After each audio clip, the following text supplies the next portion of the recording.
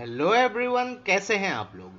आज है रविवार और साप्ताहिक का इस भाग में आज हम मई 31 से लेकर जून 6 तक यानी कि पिछले रविवार से लेकर इस शनिवार तक के सबसे जो ज़्यादा इंपॉर्टेंट करंट अफेयर्स है उसको एमसीक्यू फॉर्मेट में डिस्कस करेंगे और उसके साथ उसके डिटेल्स भी होंगे। तो यहाँ पे देखिए बहुत सारे क्वेश्चंस हम लोग डिस्कस करने वाले हैं उसके कॉन्सेप्ट्स के साथ यहाँ पे।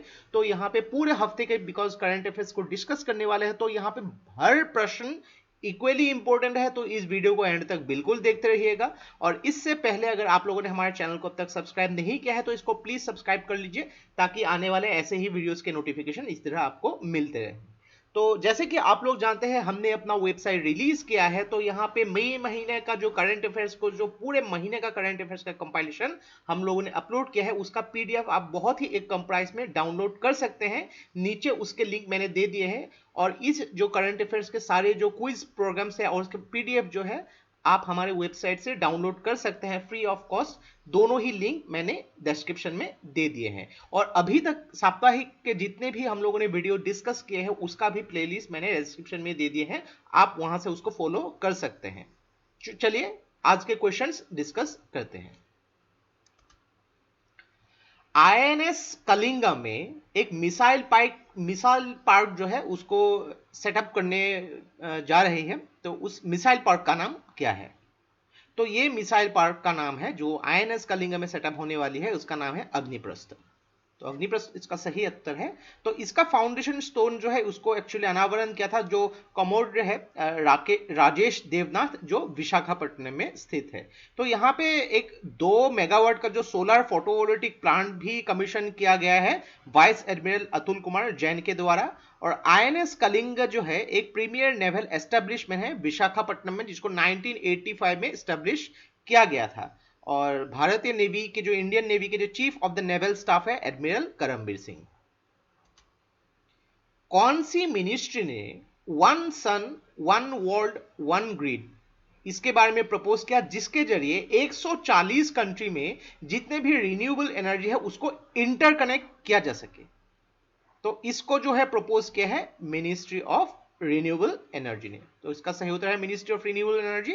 और इसके जरिए जो रिन्यूएबल एनर्जी है अलग अलग 140 कंट्री में से जो बेसिकली वेस्ट एशिया और साउथ एशिया में है उनको यहाँ पे उनके रिसोर्स जो है शेयर किया जा सकता है। और इसका जो एक ग्रिड जो है इंटरकनेक्ट भी किया जाएगा अफ्रीकन पावर पूल्स के साथ। यहाँ पे जितने भी सोलर पावर से अलग अलग देशों में उनका एक कॉमन ट्रांजिशन सिस्टम भी बनाया जाएगा। तो एक चीज यहाँ पे याद रखिएगा कि इंटरनेशनल सोलर अलायंस, डेफिनेटली आप इसके बारे में सुने होंगे, इसका जो हेडक्वार्टर है यहाँ पे गुरुग्राम हरियाणा में। तो इसके जरिए जो है जो लगभग 1000 गीगावाट की जो अलग अलग जो देश है उस देश में जरिए 1000 गीगावाट की जो सोलर जनरेशन कैपेसिटी स्टार्ट करने का एक प्लान है जिसका टोटल जो इन्वेस्टमेंट होगी लगभग $1 ट्रिलियन।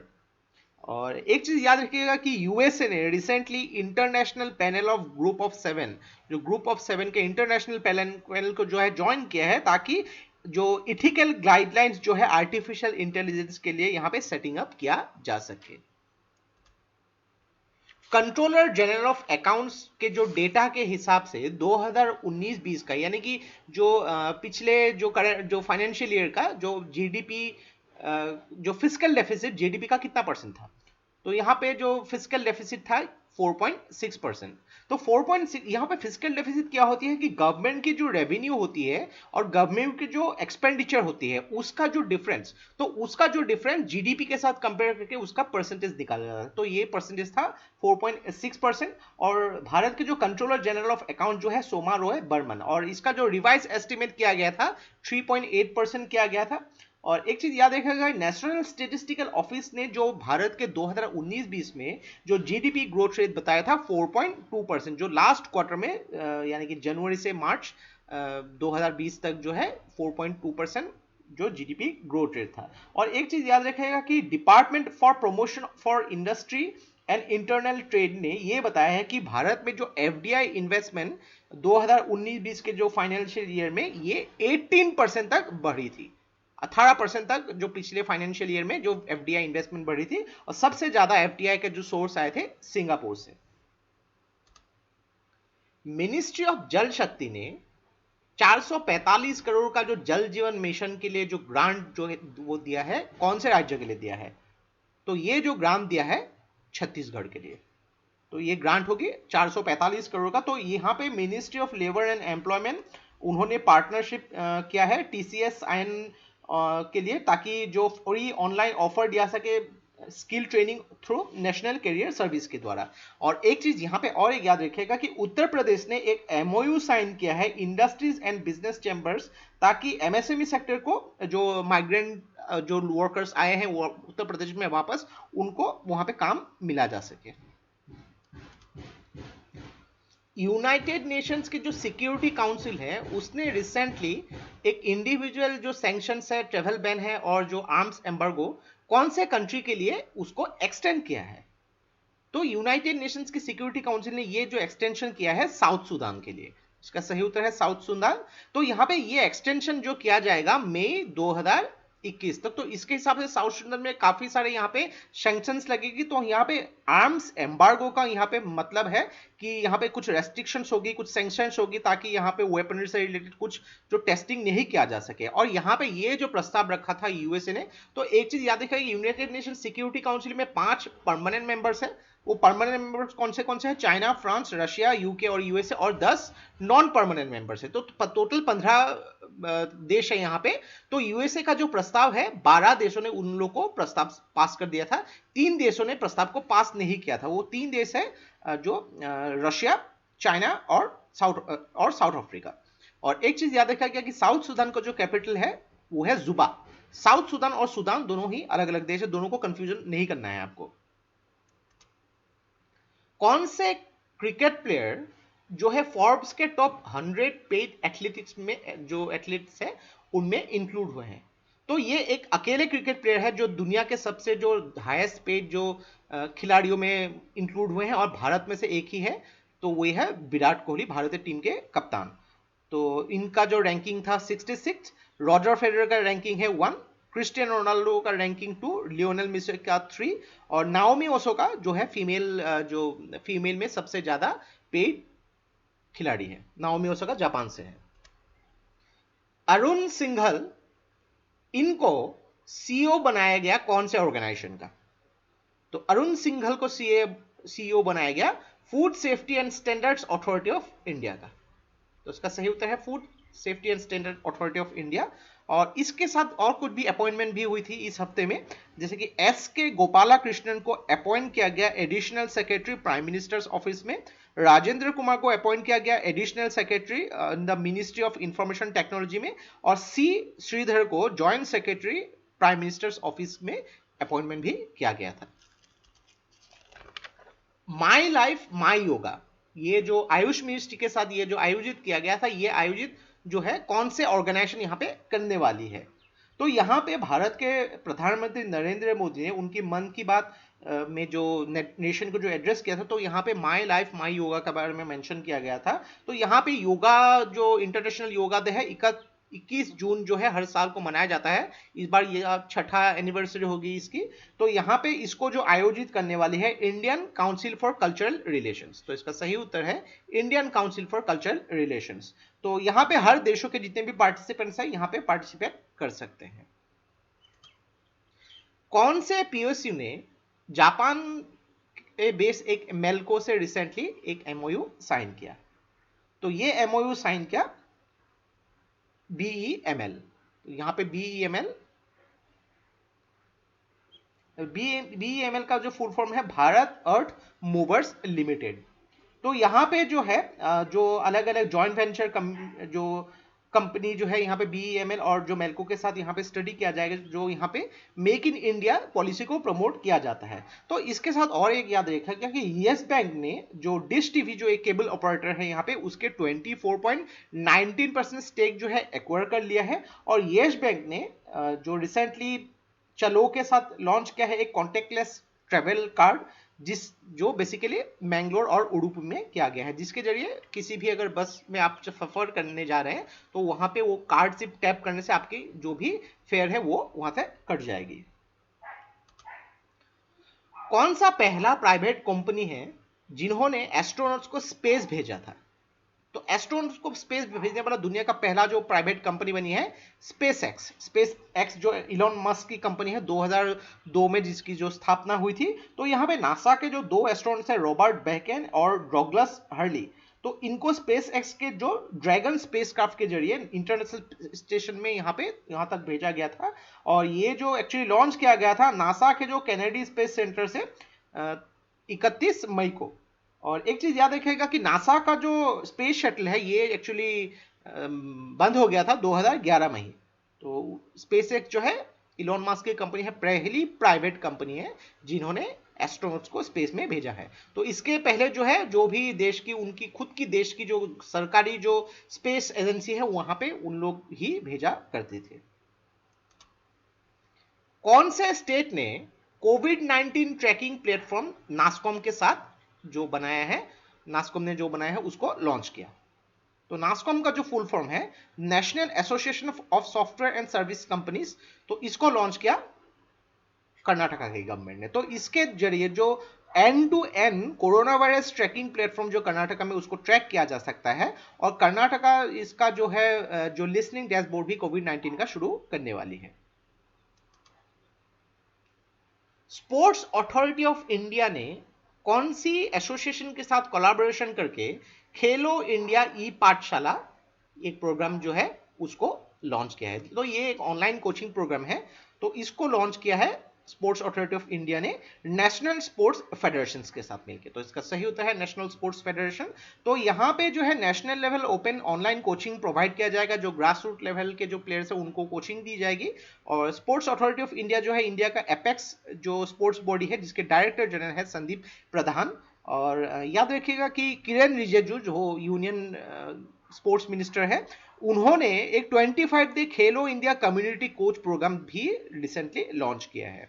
और रिसेंटली रविशंकर प्रसाद ने इंडिया का पहला आर्टिफिशियल इंटेलिजेंस जो पोर्टल जो responsible artificial intelligence for youth उसको होस्ट किया है। तो इस प्रोग्राम के जरिए नेशनल ई गवर्नमेंट डिवीजन जो मिनिस्ट्री ऑफ इंफॉर्मेशन टेक्नोलॉजी ने नासकॉम के साथ मिलकर ये प्रोग्राम को डेवलप किया है। तो ये सारे इंफॉर्मेशन आपको याद रखने हैं क्योंकि यहाँ पे सब जो इंफॉर्मेशन लगभग सिमिलर टाइप की है जो एक ही क्वेश्चन के साथ मैं डिस्कस करता हूं।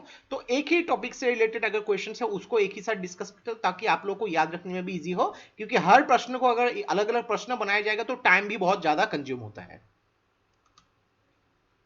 Ministry of housing and urban affairs ने कौन सा स्कीम लॉन्च किया है जिसके जरिए स्ट्रीट वेंडर्स जो है उनको अफोर्डेबल लोन दिया जा सके? तो ये जो स्कीम है पीएम स्वनिधि। तो इसका जो फुल फॉर्म है PM street vendors Atmanirbhar Nidhi. तो ये जो है स्ट्रीट वेंडर्स को जो यहाँ पे 10,000 रुपीज तक का यहाँ पे अफोर्डेबल लोन दिया जाएगा जो यहाँ पे मंथली इंस्टॉलमेंट्स में एक साल के बाद उन लोग यहाँ पे कर सकते हैं। तो भारत की फाइनेंस मिनिस्टर जो है मिसेस निर्मला सीतारमण ने मई 2020 में जो 14 मई में जो आत्मनिर्भर भारत के पैकेज के बारे में मेंशन किया था, तो यहाँ पे स्ट्रीट वेंडर्स के बारे में भी बहुत सारे टॉपिक्स यहाँ पे मेंशन किए थे। यूनियन गवर्नमेंट ने जो किसान क्रेडिट कार्ड जो डेयरी फार्मर्स के लिए जो प्रोवाइड करने का प्लान बनाया है, तो उनमें कितने डेयरी फार्मर्स इंक्लूडेड होंगे? तो इनमें टोटल 1.5 करोड़ 1.5 करोड़ जो डेयरी फार्मर्स वहां पे इंक्लूडेड होंगे। तो इसका सही होता है 1.5 करोड़। तो यहाँ पे किसान क्रेडिट कार्ड प्रोवाइड किए जाएंगे उन डेयरी फार्मर्स को जो यहाँ पे किसी भी मिल्क यूनियन या मिल्क प्रोड्यूसिंग कंपनी के साथ यहाँ पे इन्वॉल्व है। और ये जल्दी 1 जून से लेके 31 जुलाई यानी कि विद इन 2 महीने के अंदर सारे फार्मर्स को डेयरी फार्मर्स को यहाँ पे इंक्लूड किए जाएंगे। तो यहाँ पे ये जो है पीएम आत्मनिर्भर भारत पैकेज जो फार्मर्स के लिए स्टार्ट किया जाने वाला था उसी का ही एक पार्ट है।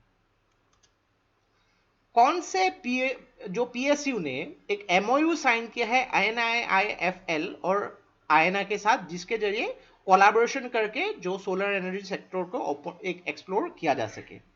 तो इसको जो किया जा सके जो ये जो कोलैबोरेशन किया गया था इरकॉन इंटरनेशनल लिमिटेड के साथ मिलके, जो ये कैटेगरी 1 लेवल का मिनी रत्न कंपनी है। और NIIFL जो है national investment and infrastructure fund limited और आयना जो है आयना रिन्यूएबल पावर प्राइवेट लिमिटेड है। प्रधानमंत्री मोदी जी ने जो MSME की जो कोलेटरल फ्री लोन है उनकी इंप्लीमेंटेशन या डिफिकल्टीज को सोल्व करने के लिए एक कमेटी की गठन की है। उस कमेटी के हेड कौन बनेंगे? तो इस कमेटी के हेड जो बनेंगे भारत के प्रतिरक्षा मंत्री राजनाथ सिंह। तो यहाँ पे finance minister Mrs Nirmala Sitharaman ने भी यहाँ पे एमएसएमईज को जो है 3 लाख करोड़ के यहाँ पे जो है अलग अलग एमएसएमईज को कोलेटरल फ्री लोन देने का यहाँ पे मेंशन किया था। तो इस जो कमेटी बनेगी अलग अलग जो प्रॉब्लम्स हो यहाँ पे डिफिकल्टीज हो इसकी इम्प्लीमेंटेशन से रिलेटेड उसमें काम में यहाँ पे काम आएगी। तो इनके हेड जो बने हैं Rajnath Singh. Global ranking for startup ecosystem 2020 में भारत की रैंक क्या है 2020 का? तो 2020 में भारत की रैंकिंग है 23rd और 2019 में भारत की जो रैंकिंग थी ये थी 70, पीछे चली गई 6 पायदान। तो इसके हिसाब से ये सर्वे जो किया गया था global innovation mapping and research company जो है एक उसका नाम है स्टार्टअप ब्लिंक। तो इसमें टॉप पोजीशन हासिल हुआ था यूएसए को, दूसरे नंबर पे यूके और तीसरे नंबर पे इजराइल।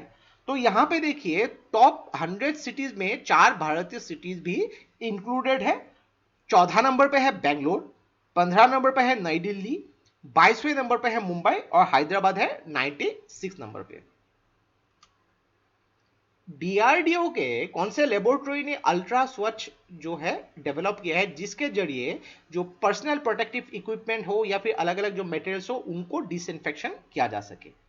तो ये जो लेबोरेटरी है institute of nuclear medicine and allied sciences, ये डीआरडीओ का ही एक लेबोरेटरी है जो गाजियाबाद में स्थित है। तो इसके जरिए जो पीपीई इक्विपमेंट है, इलेक्ट्रॉनिक आइटम्स है, फैब्रिक्स है या फिर अलग अलग मटेरियल जो है उसको डिसइंफेक्ट किया जा सके। क्योंकि डॉक्टर सपोज यहाँ पे जो पेशेंट के साथ यहाँ पे इन्वॉल्व होके पीपीई किट लगा के तो आते हैं, तो यहाँ पे क्या है कि डॉक्टर्स को यहाँ पे प्रॉब्लम नहीं होती है, लेकिन इस पीपी किट से दूसरे भी लोगों को खतरा हो सकता है। तो इन पीपी किट को भी जो डिसइंफेक्शन करनी पड़ती है। और इंडियन नेवी ने कुछ दिन पहले जो है एक ब्रेथेबल पीपीई किट डेवलप की थी जिसका नाम था नवरक्षक। कौन सी मिनिस्ट्री ने एक ई बुकलेट जो है रिलीज किया है recently, 1 year of Modi 2.0 towards self reliant India? तो ये जो रिलीज किया है ministry of information and broadcasting ने। तो इसके जो है मोदी जी के जो कार्यकाल के दूसरे कार्यकाल का जो पहला एनिवर्सरी हो गया था 1 जून 2020 को, तो इसी के अचीवमेंट्स के बारे में यहाँ पे मेंशन है। प्रधानमंत्री मोदी ने कौन सा जो है पोर्टल जो है रिसेंटली रिलीज किया है ताकि एमएसएमई के जितने भी प्रॉब्लम्स हो, उनके ग्रेवियंसेस हो, कंप्लेंट्स हो, उनको रिसीव किया जा सके और उनको सॉर्ट आउट किया जा सके? तो ये जो है पोर्टल का जो नाम है चैंपियंस।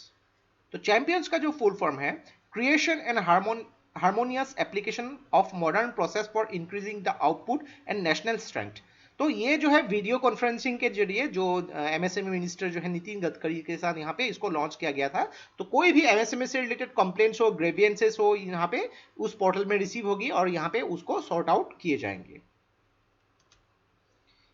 रविशंकर प्रसाद ने 3 स्कीम यानी कि ट्रायोलॉजी ऑफ स्कीम उसको लॉन्च किया जिसका मेन नाम जो है इलेक्ट्रॉनिक मैन्युफैक्चरिंग स्कीम 2.0। तो इसमें कितने इन्वेस्टमेंट किए जाएंगे? तो इसमें टोटल जो इन्वेस्टमेंट होगी 50,000 करोड़ का। तो यहाँ पे ministry of electronics and information technology के जो मिनिस्टर है रविशंकर प्रसाद ने इसको लॉन्च किया ताकि जो इलेक्ट्रॉनिक मैन्युफैक्चरिंग को भारत में जो है उसको बढ़ाया जा सके। तो 3 स्कीम इसमें लॉन्च किए गए। जो पहला स्कीम है प्रोडक्शन लिंक्ड इंसेंटिव स्कीम, दूसरा है scheme for promotion of manufacturing of electronic components and semiconductors, और तीसरा स्कीम जो है modified electronics manufacturing clusters scheme. ये 3 स्कीम जो है इलेक्ट्रॉनिक मैन्युफैक्चरिंग को बढ़ावा देने के लिए स्टार्ट किए गए हैं। तो इसमें 50,000 करोड़ का इन्वेस्टमेंट होगी। कौन से राज्य ने डिक्लेयर किया है कि इंटरनेट जो है एक फंडामेंटल राइट है?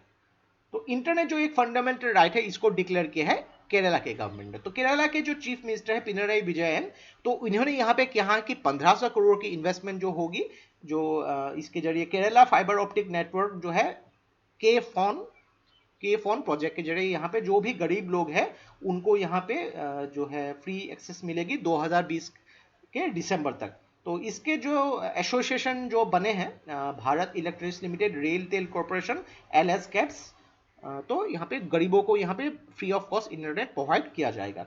और तेलंगाना के जो चीफ मिनिस्टर है के चंद्रशेखर राव, उन्होंने जो है कोंडा पोचामा सागर प्रोजेक्ट जो है तेलंगाना में उसको इनोग्रेट किया। और 2019 में उन्होंने जो है कालेश्वरम लिफ्ट इरिगेशन प्रोजेक्ट जो है गोदावरी रिवर के ऊपर उसको इनोग्रेट किया गया था। कौन से देश ने रिसेंटली ये प्रपोज किया है कि इंडिया को जो है G7 ग्रुप में इंक्लूड करना चाहिए। तो ये जो है यूएस के जो प्राइम मिनिस्टर है मिस्टर डोनाल्ड ट्रंप ने इसके बारे में मेंशन किया, तो इसका सही उत्तर है यूएसए। तो यहां पे बोला है कि G7 ग्रुप में जो यहां पे 7 मेंबर्स है, Canada, France, Italy, Germany, Japan, UK और यूएसए। तो यहां पे 4 countries, India, south Korea, Australia और रशिया, इन 4 कंट्रीज को यहां पे इंक्लूड होनी चाहिए। तो रशिया यहां पे पहले पार्ट हुआ करती थी G8 ग्रुप का, लेकिन 2014 में रशिया ने जब क्रीमिया को हथिया लिया था उसके बाद रशिया को एक्सक्लूड कर दिया गया था। लेकिन अभी फिर डोनाल्ड ट्रंप चाहते हैं कि इंडिया सहित और 3 कंट्रीज को G7 ग्रुप में इंक्लूड किया जाए। इनमें से किन को कॉन्फेडरेशन ऑफ इंडियन इंडस्ट्री के नए प्रेसिडेंट चुने गए हैं? तो ये प्रेसिडेंट चुने गए हैं उदय कोटक। तो ये जो है मैनेजिंग डायरेक्टर एंड सीईओ है कोटक महिंद्रा बैंक के, और इन्होंने जो है सक्सीड किया है विक्रम किर्लोस्कर को। और इसके साथ याद रखिएगा कि वीरेंद्र नाथ दत्ता को भी एमडी एंड चेयरमैन अपॉइंट किया गया है नेशनल फर्टिलाइजर लिमिटेड के। कौन सी मिनिस्ट्री ने ऑर्डिनेंस फैक्ट्री बोर्ड को ऑर्डर दिया है कि इंडियन आर्मी के लिए इन्फेंट कॉम्बैट व्हीकल्स को सप्लाई किया जाए? तो ये जो ऑर्डर दिया है मिनिस्ट्री ऑफ डिफेंस ने। तो मिनिस्ट्री ऑफ डिफेंस के जो एक्विजिशन विंग है उन्होंने जो है राजनाथ सिंह के अप्रूवल से ये ऑर्डर दिया है ताकि इन्फेंट्री कॉम्बैट व्हीकल्स 156, जिसका नंबर है 156 BMP 2 के, इसको जो है इंडियन आर्मी को सौंपा जाए, इंडियन आर्मी को सप्लाई दिया जाए, जिसमें टोटल जो खर्चा होने वाली है 1094 करोड़। और ऑर्डिनेंस फैक्ट्री बोर्ड के जो हेडक्वार्टर है वो है कोलकाता में। कौन से देश के स्पेस एजेंसी ने नासा के साथ पार्टनरशिप किया है ताकि डीप स्पेस ग्राउंड स्टेशन जो ह्यूमन स्पेस फ्लाइट मिशंस को सपोर्ट किया जा सके?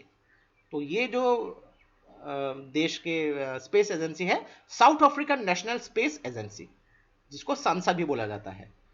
तो यहाँ पे जो है डीप स्पेस ग्राउंड स्टेशन जो है ह्यूमन स्पेस फ्लाइट मिशन, चाहे वो मून से रिलेटेड मिशन हो या मार्स से रिलेटेड मिशन हो, वहाँ पे मदद मिलेगी। और साउथ अफ्रीका जो है चौथी कंट्री बनी है जहाँ पे जो डीप स्पेस ग्राउंड स्टेशन में वहाँ पे उन्होंने इन्वेस्टमेंट किया है यूएसए, स्पेन और ऑस्ट्रेलिया के बाद। और साउथ अफ्रीका में एक चीज याद रखिएगा कि 3 कैपिटल है साउथ अफ्रीका में, केपटाउन, प्रिटोरिया और ब्लूमफेंटाइन। और साउथ अफ्रीका के जो प्रेसिडेंट का नाम है क्रिल रामाफोसा। क्रिल रामाफोसा जो है 2019 में जो गणतंत्र दिवस के दिन भारत के मुख्य अतिथि बन के आए थे। कौन सी मिनिस्ट्री ने ह्यूमन रिसोर्स डेवलपमेंट मिनिस्ट्री के साथ ज्वाइन करके एक जो प्रोग्राम लॉन्च किया है, स्टूडेंट इंटर्नशिप प्रोग्राम, जिसका नाम है ट्यूलिप? तो ट्यूलिप का फुल फॉर्म है the urban learning internship program. तो इसको जो है 2 मिनिस्ट्री ने लॉन्च किया है, एक तो ह्यूमन रिसोर्स डेवलपमेंट मिनिस्ट्री और दूसरा है ministry of urban and housing and urban affairs. तो यहाँ पे जो रमेश पोखरियाल निशंक जो यूनियन एचआरडी मिनिस्टर और जो मिनिस्टर ऑफ स्टेट जो है हाउसिंग एंड अर्बन अफेयर्स के हरदीप सिंह पुरी, दोनों ने ही मिलकर इसको लॉन्च किया है। तो ट्यूलिप प्रोग्राम इसको जो डेवलप किया है all India council of technical education ने, और इसके जरिए इंटर्नशिप अपॉर्चुनिटी जो है हजारों जो यहाँ पे फ्रेश ग्रेजुएट है या फिर इंजीनियर्स को प्रोवाइड किए जाएंगे। तो काफी उन स्टूडेंट्स को लाभ होने वाली है। रिसेंटली स्किल डेवलपमेंट और एंटरप्रेन्योरशिप मिनिस्ट्री ने एक स्किल मैपिंग एक्सरसाइज लॉन्च किया है, उसका नाम क्या है? तो उसका नाम है स्वदेश। स्वदेश का फुल फॉर्म है skilled workers arrival database for employment support. तो ये जॉइंटली जो लॉन्च किया है skill development, civil aviation ministry और एक्सटर्नल अफेयर्स मिनिस्ट्री ने, ताकि यहाँ पे वंदे भारत मिशन के द्वारा जितने भी बाहर से लोग, जो इंडिया के बाहर से लोगों को इंडिया लाया गया था, तो उनके यहाँ पे मैपिंग होगी और उनके यहाँ पे जो है एक मैपिंग एक्सरसाइज किया जाएगा। तो इसका नाम है स्वदेश।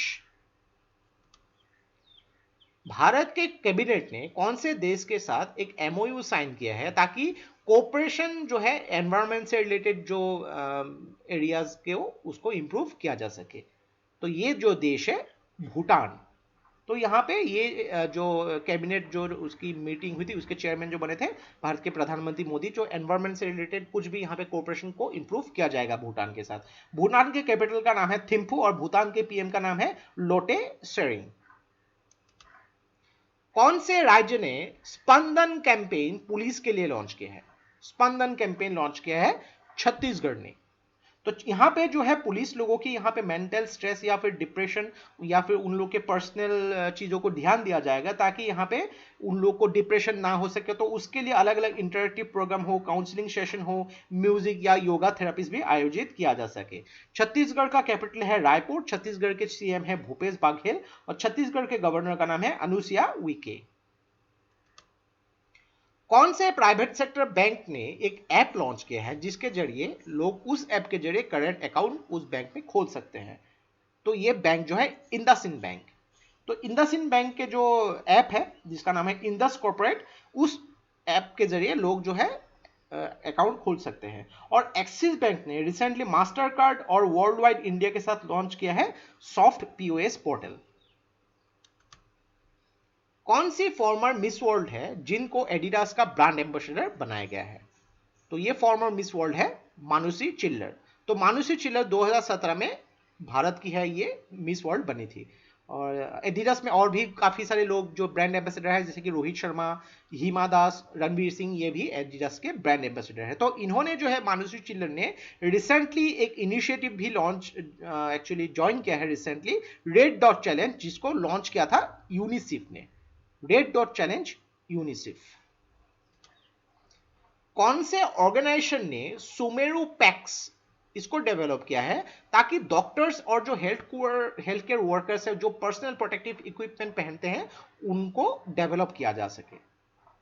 तो ये जो ऑर्गेनाइजेशन जो है ये है DRDO, defence research and development organisation, ताकि यहाँ पे जो कोई भी हेल्थ केयर वर्कर या फिर डॉक्टर जो यहाँ पे पहनते हैं 6 घंटे से लेकर 12 घंटे तक पहनना पड़ता है, उन लोगों को सांस लेने तक की भी प्रॉब्लम होती है। तो यहाँ पे एक एयर सर्कुलेशन प्रोसेस भी यहाँ पे इंड्यूस किए जाएंगे जिसके जरिए उनको काफी आसानी हो। और इसके साथ याद रखिएगा कि नेशनल इंफॉर्मेटिक्स सेंटर ने एक ऐप डेवलप किया है मेरा वेतन, मेरा वेतन। तो इस ऐप के जरिए कोई भी जो लोग हैं उनके सैलरी को ट्रैक कर सकते हैं। और इस ऐप को जो लॉन्च किया है जम्मू कश्मीर के लेफ्टिनेंट गवर्नर गिरीश चंद्र मुर्मू ने। रिसेंटली भारत ने cooperation of logistic support agreement कौन से कंट्री के साथ साइन किया है? तो यहां पे भारत के prime minister mister Narendra Modi और ऑस्ट्रेलिया के प्राइम मिनिस्टर स्कॉट मॉरिसन ने एक वर्चुअल समिट जो आयोजित थी, वहां पे काफी सारे एग्रीमेंट और मेमोरेंडम में साइन किया। तो यहां पे जो cooperation of logistic support agreement के जरिए दोनों ही देश भारत और ऑस्ट्रेलिया वहां पे जो है मिलिट्री बेसिस एक दूसरे को एक्सेस कर सकती है। यानी कि ऑस्ट्रेलिया के जो मिलिट्री बेसिस जो मिलिट्री है भारत के मिलिट्री बेसिस को यूज कर सकते हैं और भारत के मिलिट्री ऑस्ट्रेलिया के मिलिट्री बेसिस को यूज कर सकते हैं। और इसके जरिए काफी सारा जो साइबर एनेबल टेक्नोलॉजी से रिलेटेड एग्रीमेंट हुई, देन माइनिंग फील्ड से रिलेटेड एग्रीमेंट, और काफी सारे एमओयू भी साइन हुए, डिफेंस रिलेटेड, पब्लिक एडमिनिस्ट्रेशन हो, गवर्नमेंट रिफॉर्म्स हो, वोकेशनल ट्रेनिंग हो, वाटर रिसोर्स मैनेजमेंट, बहुत सारे एग्रीमेंट भी यहाँ पे साइन किए गए थे। तो ऑस्ट्रेलिया के साथ यहाँ पे काफी सारे बात हुई। और एक चीज याद रखिएगा कि 2+2 एग्रीमेंट जो होती है यहाँ पे जो डिफेंस मिनिस्ट्री और एक्सटर्नल अफेयर्स मिनिस्ट्री के साथ होती है, तो यहाँ पे जो है भारत 3 देशों के साथ करती है, यूएसए, जापान और ऑस्ट्रेलिया। तो ऑस्ट्रेलिया में सिर्फ सेक्रेटरी लेवल पे होती है और यूएसए और जापान में मिनिस्ट्री लेवल पे ये 2+2 जो एग्रीमेंट होती रहती है। तो ये था हम लोग का कंप्लीट एनालिसिस जो पूरे हफ्ते का करंट अफेयर्स जो हम लोगों ने एमसीक्यू फॉर्मेट में डिस्कस किए। तो इसमें अगर आप लोगों ने काउंट हो गए 50 से ज्यादा क्वेश्चंस हम लोगों ने डिस्कस किए और उसके साथ डिटेल्स भी अगर मिलाए जाएंगे तो लगभग 300 के आसपास होंगे। तो यहाँ पे इतनी कोशिश हम लोग यही करते हैं ताकि आप लोगों को काफी आसानी हो। और इस वीडियो के जो भी आप क्विज की तरह हम लोग के वेबसाइट में प्रैक्टिस कर सकते हैं और इसका पीडीएफ भी डाउनलोड कर सकते हैं, नीचे उसका लिंक मैंने डिस्क्रिप्शन में दे दिए हैं।